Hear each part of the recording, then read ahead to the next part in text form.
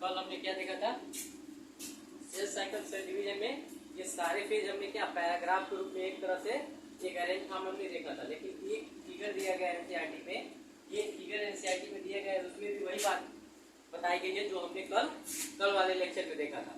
वहां पे भी हमने देखा था कि एम फेज को कितने भाग में बांटा गया है, तो प्रो फेज में, बेटा फेज में, एना फेज में, टीलो फेज में और साइटोकाइनेसिस में।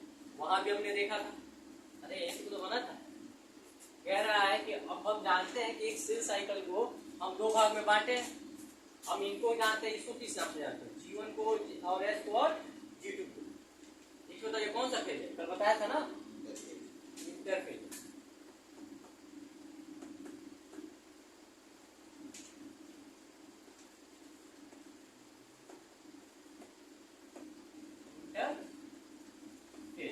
हम जानते हैं कि ये वाला जो पार्ट होता है, इतना जो दिखाई दे रहा है, ये पार्ट होता है आपका एम फेज का, और ये जो इधर वाला पार्ट दिखाई दे रहा है ना, ये फेज होता है इंटरफेज का।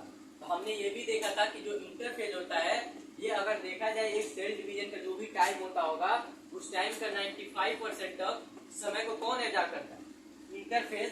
लेकिन वही पर हमने देखा था कि जो एम फेज होता है वो केवल 5% टाइम को टेकन करता है। मतलब टाइम टेकन, अगर मैंने बोला कि मान लो अगर वुमेन सेल हमने देखा था 24 आवर में एक सेल का डिवीजन हो पाता है, किसमें, वुमेन सेल में। तो कह रहा है कि हमने देखा था 24 आवर में वुमेन सेल एक सेल से दो सेल में कन्वर्ट हो जाता है। तो हमने देखा था कि हम सेल डिवीजन में दो फेज होते हैं, एक होता है एम फेज, दूसरा होता है इंटरफेज। तो हमने बोला था कि जो इंटरफेज होता है, अगर मैं 24 घंटा लूं तो 24 घंटे में से 95% जो टाइम होगा किसमें टेकन किया जाएगा, इंटरफेज में। लेकिन 5% जो टाइम होगा किसमें लिया जाएगा, एम फेज में। इतना तो हमने बताया था कल। फिर हमने ये भी बताया था कि एक सीक्वेंस होता है जो आपके नीट में बार बार पूछा गया है कि बताओ इंटरफेज का करेक्ट सीक्वेंस क्या होगा। तो इंटरफेज का करेक्ट सीक्वेंस क्या होता है, G1 के बाद से S के बाद से G2। नीट में क्वेश्चन पूछा जा चुका है कि सीक्वेंस क्या होता है। फिर आपको मान लो जब ये सीक्वेंस देख लिए तो हम जानते हैं कि जो G1 होता है यहीं से सेल का स्टार्टिंग होता है, क्योंकि हमने कल पढ़ा था कि अब ऐसे नॉर्मल देखो, कल जो पढ़े थे रिकॉल किए होंगे, ऐसा नहीं कि रिवीजन बिना रिवीजन किए आप आके यहाँ बैठ के पढ़, ये तो जरूरी हो गया।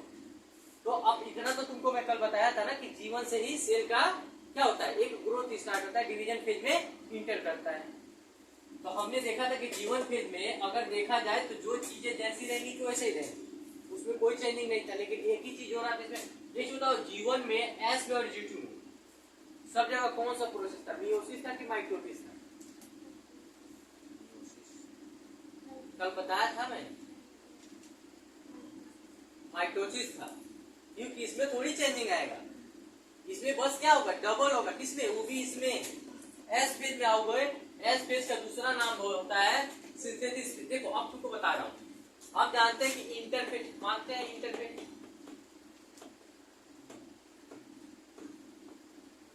जो इंटरफेज होता है, इंटरफेज को हमने 3 भाग में बांटा है। पहला आता है G1, जिसको हम G1 फेज के भी नाम से जानते हैं। दूसरा आपका आता है S फेज,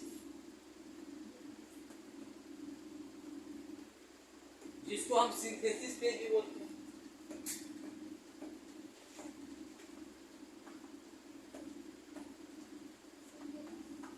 सिंथेसिस फेज को बोलते हैं। अब G2 आता है, तीसरा आपका आता है G2 को हम क्या बोलते हैं, G2 फेज। ये चीजें देखिए आपको बुक में दिया गया है। पहला दिया गया G1 को हम G1 फेज भी बोल सकते हैं, S को S फेज बोलो या सिंथेसिस फेज बोल लो। फिर बोला कि G2 को आप G2 फेज बोल सकते हो, कोई दिक्कत नहीं है। इंटरफेज में, इंटरफेज को 3 भाग में बांटा गया है, G1, S और G2। अब आता है एक क्वेश्चन आता है, जनवरी बार बार पूछा जाता है नीट में कि बताओ जो G0 फेज है, ये वाला, ये G0 फेज कहाँ लाई करता है, कहाँ पाया जाता है। तो आप याद रखिएगा G1 फेज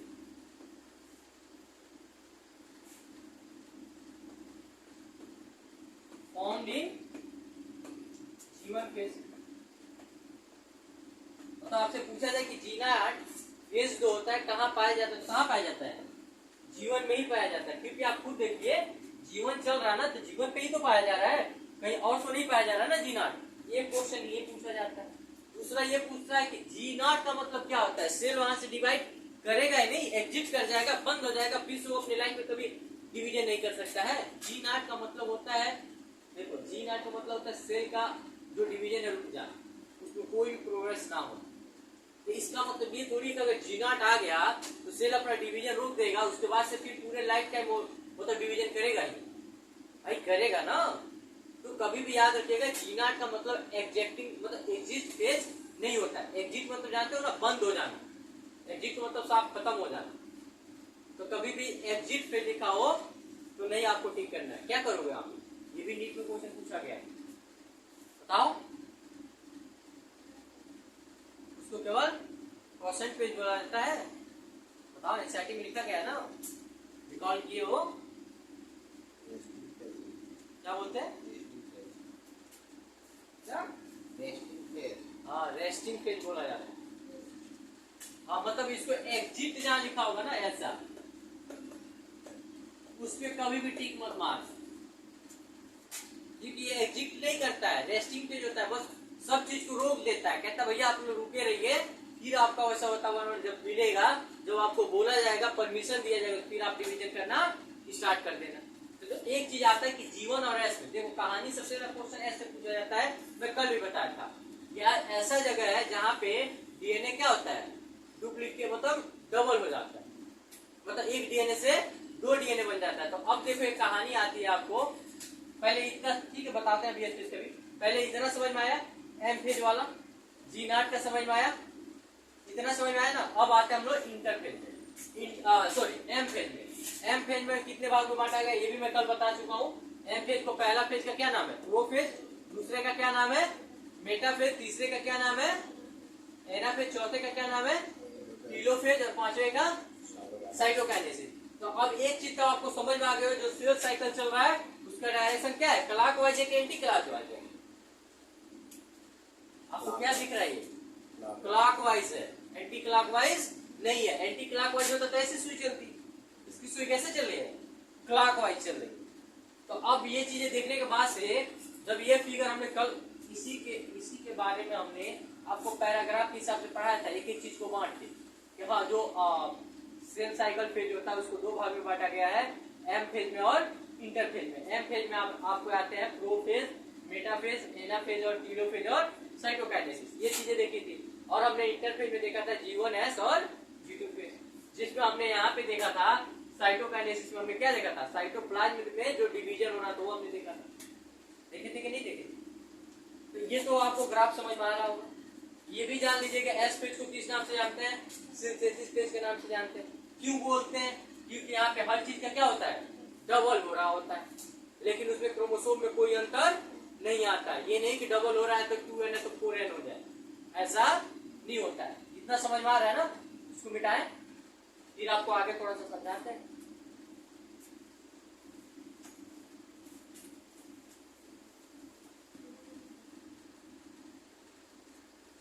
देखो कह रहा है कि हम जानते हैं कि जो हमारा G1 और S और G2 होता है, सब में क्या होता है, माइटोसिस डिवीजन देखने को मिलता है। तो कह रहा है कि माइटोसिस अमाउंट ऑफ, अगर माइटोसिस हो रहा हो तो वो क्या हो रहा होगा।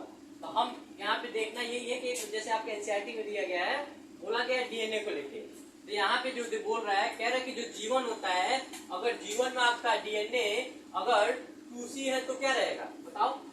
2C ही रहेगा। अरे दिया है कि नहीं दिया है, देखो एनसीईआरटी में 2C दिया है।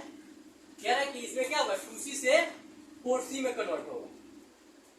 कुछ देखा है? मतलब कह रहा है कि इसमें क्या होगा, डीएनए जो होगा 2C से 4C में कन्वर्ट होगा, लेकिन इसके जो क्रोमोसोम नंबर होंगे वो क्या होंगे, 2n के 2n ही रहेंगे। मतलब 46 क्रोमोसोम है तो 46 ही रहेंगे, उसमें कोई बटेगा नहीं। लेकिन वही बात बोला है एस पेज में, एस पेज में क्या होगा, 4C ही रहेगा। डबल हो रहा है ना, 4C ही रहेगा, लेकिन इसमें जो क्रोमोसोम रहेगा वो 2n ही रहेगा, उसमें इसके क्रोमोसोम में कोई डिफरेंट नहीं होगा। यहाँ देख लो, यहाँ नहीं तो वहां ढूंढोगे तो ढूंढते रह जाओगे कहानी। यहाँ बोल रहा है कि हम जानते हैं कि जीवन में क्या होता है, ग्रोथ फेज होता है। अब कह रहा है कि जो जीवन फेज है, हम जानते हैं कि जीवन में जो डीएनए अगर मान लो 2C है तो क्या हो जाएगा, 4C हो जाएगा। कन्वर्ट किसमें होगा, 4C में, लेकिन उसका क्रोमोसोम नंबर में कोई डिफरेंट नहीं आएगा, कोई चेंजिंग नहीं आएगा। अगर क्या है डिप्लॉयड है तो डिप्लॉयड ही रहेगा, क्योंकि हम जानते हैं डिप्लॉयड क्रोमोसोम कितने होते हैं 46 होते हैं, हैप्लॉयड क्रोमोसोम कितने होते हैं 23 होते हैं। तो वही कह रहा है कि क्रोमोसोम नंबर में कोई चेंजिंग नहीं आएगा। लेकिन वही कह रहा है कि एस फेज भी जानते हैं कि ये क्या है सिंथेसिस फेज है, डीएनए को क्या करता है डबल कर देता है। तो कह रहा है ये क्या हो जाएगा 2C से 4C तो हो जाएगा, लेकिन इसके क्रोमोसोम नंबर में कोई चेंज नहीं आएगा, क्योंकि 46 क्रोमोसोम है तो 46 क्रोमोसोम ही बने रहेंगे।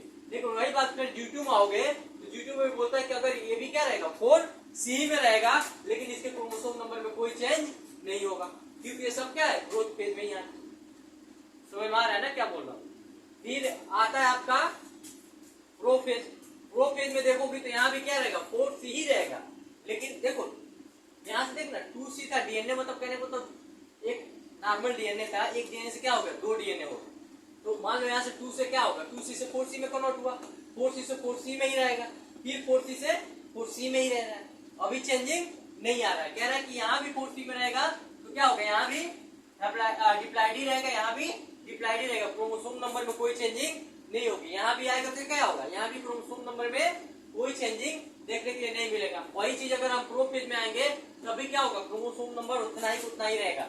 मेटाफेज तक भी आओगे तभी 4C का 4C बना रहेगा, और हमारा जो इसका क्रोमोसोम नंबर रहेगा कितना रहेगा 2N ही रहेगा, मतलब 46 के 46 सब रहेंगे, डिवाइड कहीं नहीं होगा। लेकिन कह रहा है कि जब आप एनाफेज में इंटर करेंगे, याद रखना जब आप इंटर करेंगे किसमें एनाफेज में, तो किसमें कन्वर्ट हो जाएगा 4C से 2C में कन्वर्ट हो जाएगा। अब देखना 2C से 4C में कन्वर्ट हुआ था, लेकिन कहां पे हुआ था जीवन में, और यहाँ पे कहां कन्वर्ट हो रहा है एनाफेज में। तो समझ में आ रहा है क्या बोल रहा हूँ। कन्वर्ट मतलब क्या हो रहा है कन्वर्टिंग हो रहा है, कैसे चेंज हो रहा है। यहाँ पे 2C से 4C में कन्वर्ट हुआ था जीवन में, लेकिन वही चीजें अब 4C से 2C में कहा कन्वर्ट हो रहा है तो एनाफेज में। अब कह रहा है कि क्रोमोसोम नंबर में क्या चेंजिंग आएंगे कि नहीं आएंगे, तो कह रहा है कि यहाँ पे भी देखो यहाँ पे भी क्या रहेगा क्रोमोसोम नंबर सेम रहेगा, हैप्लॉयड नहीं हो सकता है। मैं पहले भी बताया था हैप्लॉयड होने का मकसद कि 2 क्रोमोसोम हमें फ्यूज कराने पड़ेंगे, लेकिन हम फ्यूज थोड़ी करा रहे हैं, यहाँ पे रिप्रोडक्शन थोड़ी करा रहे हैं, हमें यहाँ सेल का डिवीजन करा रहे हैं ना। सेल में तो गैमेट का फॉर्मेशन होगा नहीं, हैप्लॉयड की तो बात ही नहीं होनी चाहिए। क्या रहेंगे सब के सब डिप्लॉयड रहेंगे। तो अब बताओ जब ये 4C से 2C में हो गया तो हमारा टीलोफेज होगा क्या होगा 2C होगा कि 4C होगा 2C हो जाएगा ना। अरे यहाँ से चेंजिंग दिख रहा है, ये क्या हो जाएगा 2C हो जाएगा, लेकिन इसका क्रोमोसोम नंबर कितना रहेगा 2N ही रहेगा। मतलब कहने का मतलब सिंपल जान लो कि इसके क्रोमोसोम नंबर में कोई भी चेंजिंग नहीं आएगा, आप किसी फेज में चले जाए। लेकिन यही बात अगर बोला जाए कि डीएनए कब 2C से 4C में कन्वर्ट होता है, तो जीवन फेज में जीवन से S2 में जीवन से जब S में जाता है तो क्या होता है 2C से 4C में कन्वर्ट हो जाता है। लेकिन वही जब पूछा जाएगा बताओ जो 4C से 2C में कब कन्वर्ट होता है, तो एनाफेज से जब टीलोफेज में जाता है तो क्या होता है 4C से 2C में कन्वर्ट हो जाता है। इतना समझ में आया, ये बात समझ में आया। ये माइटोटिक डिवीजन है, म्यूसिस डिवीजन नहीं है। इतना समझ में आया कि नहीं आया पहले बताओ। आया कोई दिक्कत है इसमें, कोई दिक्कत नॉर्मल थोड़ा भी ठीक है। फिर अगला देखते हैं।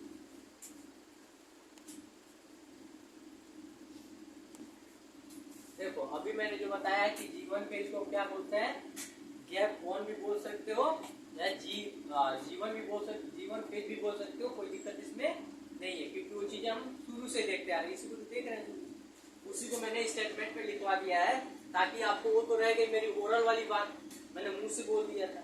अब ये मेरी बात हो गई रिटेल वाली कि जो आपके एनसीईआरटी में क्या बोला है, एनसीईआरटी में जो मैंने बोला है वही बात एनसीईआरटी भी बोलेगी। कह रही है देखो जीवन में बोला है कि correspond to the interval between the mitosis and initiation of DNA replication during G1 phase, the cell is the metabolically active and continuously grow but does not the replication with DNA। मतलब कह रहा है कि ये जीवन phase जो होता है, जीवन फेज में आपकी जो सेल होगी वो मतलब माइटोसिस डिवीजन हो रहा होगा, वो अपने आप को क्या करेगी ग्रोथ कंटिन्यूटी कर रही होगी, लेकिन उसमें कौन सा काम नहीं हो रहा होगा, उसमें डीएनए का रिप्लिकेशन नहीं हो रहा होगा। याद रखिएगा सारा काम हो रहा होगा लेकिन एक काम जीवन में नहीं हो रहा, क्या डीएनए का रिप्लिकेशन। तो डीएनए का रिप्लिकेशन कहाँ होगा एस फेज में। मैं बार बार इसी को बोला हूँ कि डीएनए डबल कब होगा, एस फेज में, क्योंकि डीएनए का रिप्लिकेशन कब देखने को मिलेगा, एस फेज में, ना कि G1 फेज में। G1 फेज में सब कुछ हो रहा है। देखो कह रहा है कि रिप्लिकेशन, देखो during DNA replication during the G1 phase the cell metabolically active, मतलब इसमें केमिकल रिएक्शन बहुत तेजी से चल रहे होंगे, एक्टिव फॉर्म होंगे, कॉन्फ्लुएंसी ग्रो हो रहा होगा, लेकिन कह रहा है कि डज नॉट, इसमें क्या नहीं हो रहा होगा, तो क्या नहीं हो रहा होगा, रिप्लिकेशन ऑफ डीएनए। तो कह रहा है, अब देखो ये क्वेश्चन ऐसे भी पूछ सकते हैं कि बताओ कि इस फेज में क्या देखने के लिए नहीं मिलता है, तो उसमें देगा कि अदर चीजों का देगा कि इसमें सारी चीजें ग्रोथ कर रही होंगी, एक उसमें और भी होगा जो डीएनए ग्रोथ नहीं कर रहा है। तो याद रखिएगा कि किसका काम नहीं होगा, डीएनए का रिप्लिकेशन एस फेज में नहीं हो रहा होगा। फिर देखो बोला एस फेज, एस फेज में देखो क्या बोला, कह रहा है कि make the period during the which DNA synthesis or the replication take place during the time of amount DNA per cell of the double, मतलब कह रहा है कि आखिर देखो रिप्लिकेशन ऑफ डीएनए कहाँ देखने को मिलेगा, एस फेज में मिलेगा, लेकिन G1 फेज में नहीं मिलेगा। याद रखिएगा ये एस फेज को हम क्या बोलते हैं, सिंथेसिस फेज भी बोलते हैं। क्यों बोलते हैं, क्योंकि यहाँ पे हर चीजें क्या हो रही थी, सिंथेसाइज होने के साथ साथ डीएनए का रिप्लिकेशन हो रहा होता है, मतलब एक डीएनए से क्या होता है, दो डीएनए होता है, मतलब कहने को मतलब 2C से क्या हो रहा होगा, 4C में कन्वर्ट हो रहा होगा। ये तो हम देख के आ रहे हैं। अब देखो क्या हो रहा है, कह रहा है कि इंटरफेज जो होता है वो फॉलो करता है और shorter phase of the cell cycle of called mitotic phase. मैं ये बार बार बोलते हुए आ रहा हूँ, आपका जो G1 होगा, S होगा या G2 होगा, इसमें कौन सा फेज देखने को मिलेगा, माइटोटिक फेज वाला होगा, मेयोसिस फेज नहीं देखने को मिलेगा। मैं शुरू से बोल रहा हूँ ना, क्रोमोसोम नंबर में कोई चेंजिंग नहीं होगा। जब क्रोमोसोम नंबर में कोई चेंजिंग नहीं होगा तो कौन सा डिवीजन होगा, माइटोसिस। मैं शुरू से बताता आ रहा हूँ। ये कह रहा है कि G2 फेज, G2 फेज बोल रहा है कि इसमें क्या होगा, प्रोटीन का सिंथेसाइज हो रहा होगा। याद रखिएगा, protein are synthesize in the preparation for the mitosis which cell growth of continue, मतलब कह रहा है कि G2 फेज जो होता है उसमें क्या हो रहा होगा, प्रोटीन का सिंथेसिस हो रहा होगा। याद रखना, इसमें हर चीजों के बन रहा होगा, लेकिन एक चीज नहीं होगा, क्या, डीएनए रिप्लिकेशन। एस फेज में क्या हो रहा होगा, डीएनए का रिप्लिकेशन हो रहा होगा, डीएनए 1 से 2 बन रहे होंगे, मतलब 2C से 4C में कन्वर्ट हो रहा होगा। लेकिन वही बात बोल रहा है G2 में, G2 में कह रहा है यहाँ पे क्या हो रहा होगा, प्रोटीन का सिंथेसिस हो रहा होगा। समझ में आ रहा है ना क्या बोल रहा हूँ, यहाँ पे कह रहा है ना, protein are synthesize in preparation for the mitosis. Protein का सिंथेसिस क्यों हो रहा होगा, क्योंकि वो माइटोसिस ग्रोथ होता रहे। आप जानते हैं कि पूरा इंटरफेस क्या शो करता है, कोई दिक्कत है यहाँ तक।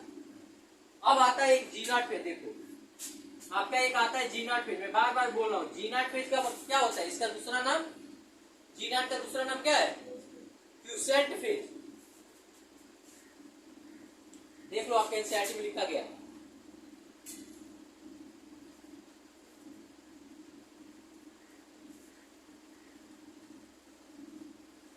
क्यूसेंट फेज, याद रहेगा।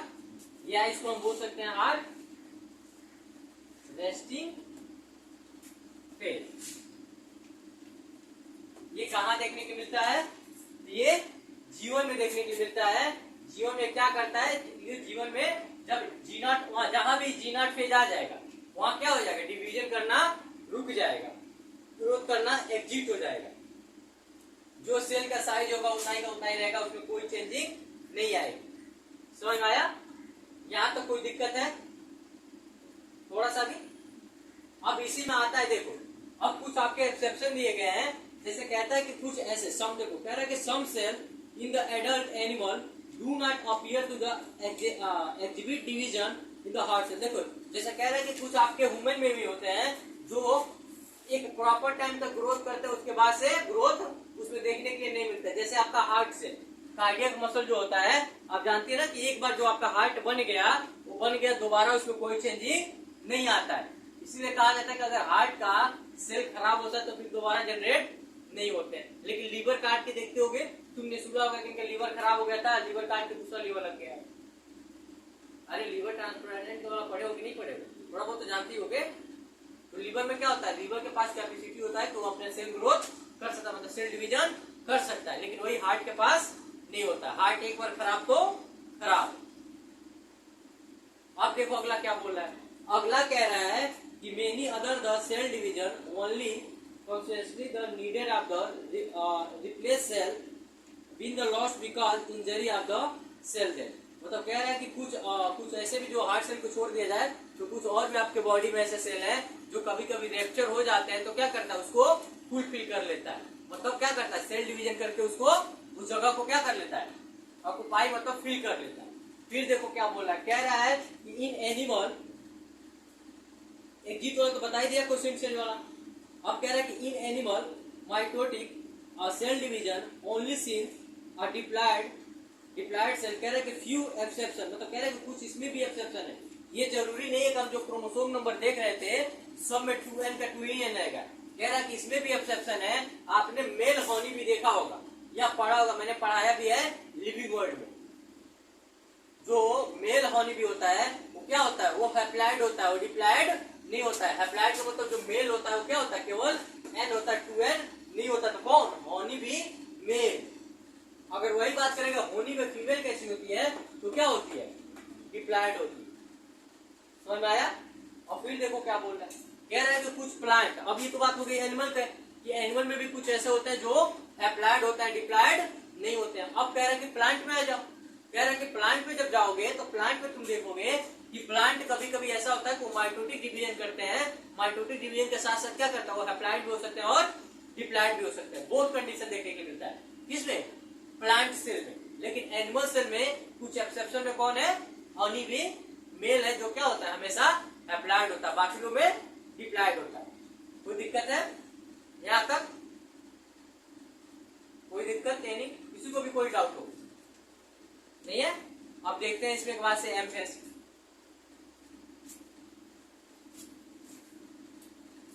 देखो एम फेज में आपको पढ़ना है प्रोफेज, मेटाफेज, एनाफेज और टीलोफेज। क्योंकि एक होता है आपका साइटोकाइनेसिस में क्या होता है, सेल दो भाग में टूट जाता है। उससे पहले हमें किसमें जाना पड़ेगा, मियोसिस वाले में पढ़ना पड़ेगा, तब तो सेल को तोड़ोगे। तो अभी हम क्या पढ़ रहे हैं, माइटोसिस का ही पढ़ रहे हैं। तो कह रहा है कि इसमें पहले आपको पढ़ना है प्रोफेज, दूसरा पढ़ना है मेटाफेज, तीसरा पढ़ना है एनाफेज, चौथा पढ़ना है टीलोफेज। हम जानते हैं कि कैरियोकाइनेसिस में क्या होता है, न्यूक्लियस का डिवीजन होता है। याद है ना, मैं पढ़ा चुका हूँ ये चीजें पहला लेक्चर में, सब कुछ मैंने वहां पे इजीली एक एक चीजें क्या की थी आपको एक्सप्लेन किया था वहां पे। अब देखो कह रहा है कि जो प्रोफेज, पहले नॉर्मली देखो अभी हम लोग सबका अलग अलग पढ़ेंगे। प्रोफेज का एक अलग पढ़ेंगे, मेटाफेज का अलग पढ़ेंगे, एनाफेज का अलग पढ़ेंगे और टीलोफेज का अलग पढ़ेंगे। लेकिन मैं यहाँ पे क्या करता हूँ, अभी पूरी कहानी आपको बता दे रहा हूँ कि किसमें क्या मेन इंपॉर्टेंट क्या है। पहला बोला प्रोफेज। प्रोफेज में क्या हो रहा होगा, तो जो सेल के अंदर डीएनए होंगे, मान लो कोई डीएनए है, हम मानते हैं कि ये क्या है, ये कोई डीएनए है, ठीक।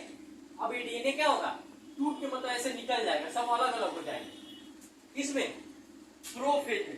प्रोफेज में डीएनए क्या करेगा, डीकंडेंस हो जाएगा। डीकंडेंस का मतलब क्या होता है, जो धागा लपटा हुआ है वो धागा खुल जाएगा, सब अलग अलग दिखने लगेंगे।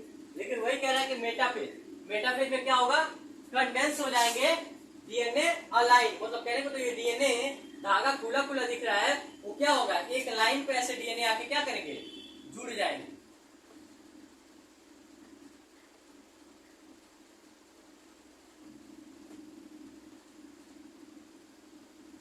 समझ में आ रहा है। हम जानते हैं कि ये सारे क्या होंगे, एक धागे से जुड़े होंगे। ऐसा एक धागा यहाँ पे आया होगा जो क्या किया होगा, सबको जोड़ के रखा होगा। ये भी ऊपर से ऐसा ऐसे जुड़ा होगा कहीं ना कहीं। अब कह रहा है कि जब एनाफेज में आएंगे, एनाफेज में आएंगे तो क्या होगा, क्रोमेटिन सेपरेट होंगे।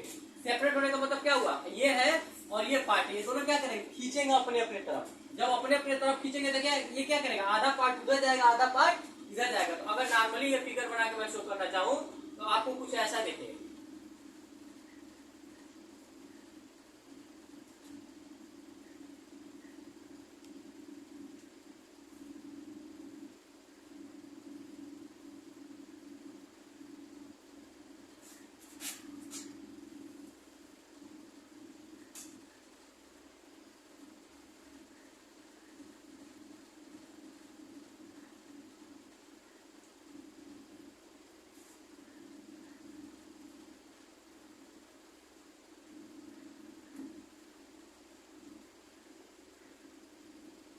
हम जब ये धागे से बंधे हुए हैं तो ये खींचेगा तो क्या करेगा, ऐसे ही तो खींचेगा। अरे खींचेगा तो खींचेंगे ना अपने तरफ, और इनको खींचेगा तो ये अपने तरफ खींच के जाएंगे, भाग के जाएंगे कोने पे कहीं।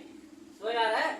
ये जो दो वाला भाग है ये आधा ऊपर जाएगा आधा नीचे आएगा जब टूटेगा। तो कह रहा है कि एनएफ फेज में क्या होगा, जो डीएनए का क्रोमैटिन जुड़े होंगे ये वाले, वो क्या करेंगे, आधे आधे भाग में टूट जाएंगे। फिर कह रहा है कि जो टीलोफेज होता है, तो आपको टीलोफेज में कुछ देखने के लिए नहीं मिलेगा, बस वो क्या होगा, ऐसे खींचे हुए रहेंगे और फिर अगला किस में चला जाएगा, साइटोकाइनेसिस में इंटर करेगा, जिसमें हम लोग अभी और भी आगे देखना है। तो पहले तो इतना नॉर्मल याद रखना, प्रोफेज में क्या होगा, डीएनए का डीकंडेंसेशन होगा, मतलब वो खुलेगा। फिर कह रहा है कि मेटाफेज में क्या होगा, फिर वो बंधेगा, एक लाइन पे आके खड़े हो जाएंगे। फिर कह रहा है कि एनाफेज में क्या होगा, जो क्रोमेटिन होंगे क्या होंगे, सेपरेट हो जाएंगे, और लास्ट में टीलोफेज आ जाएगा आपका। इतना समझ में आ रहा है ना, एनाफेज में प्रॉपर इतना जानो। फिर मैं आपको अभी अलग से पढ़ाऊंगा कि प्रोफेज क्या होता है, मेटाफेज में क्या होता है, टीलोफेज में क्या होता है, सॉरी एनाफेज में क्या होता है, टीलोफेज में क्या होता है, सबको मैं अलग अलग करके दिखाऊंगा। एक चीज तो मैंने पहले भी बता चुका हूं कि आपको कैरियर काइनेसिस में क्या होता है, न्यूक्लियस का डिवीजन होता है। साइटोकाइनेसिस में क्या होता है, साइटोप्लाज्म का डिवीजन होता है। हम जानते हैं कि अगर एक सेल लोगे, एक बताओ, एक सेल ले रहे हो तो हम जानते हैं ये क्या हो गया, ये बताओ ये क्या हो जाएगा, न्यूक्लियस हो जाएगा। तो ये आपका क्या हो जाएगा, साइटोप्लाज्म हो जाएगा। तो कह रहा है कि कैरियोकाइनेसिस में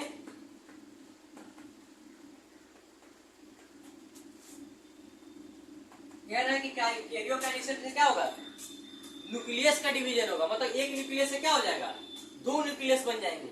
लेकिन वही कह रहा है कि जब साइटोप्लाज्म दिख रहा है, साइटोप्लाज्म में क्या होगा कि एक से दो हो जाएंगे, तो इसमें क्या होगा, साइटोकाइनेसिस। जब होगा तो क्या करेंगे, दोनों आपस में ऐसे जुड़ेगा, मान लो ये दो डीएनए हो गया, आपस में ऐसे होगा, और मान लो बीच में से क्या करेगा, टूटेंगे, दो डीएनए अलग होंगे, तो क्या करेगा, साइटोप्लाज्म यहाँ से यहाँ आएगा तो क्या होगा, दो भाग में अलग अलग सेल बन जाएंगे। नॉर्मली इतना याद है ना, अभी हम पूरा एक ही चीज को पढ़ेंगे, प्रॉपर कैसे पढ़ना है, क्या चीजें क्या होती हैं, फिगर के साथ पढ़ा जाएगा। इतना समझ में आया ना, नॉर्मली बेसिक नॉलेज तो समझ में आ ही गया होगा इसमें क्या होगा। कोई दिक्कत है यहाँ तक, ठीक है तो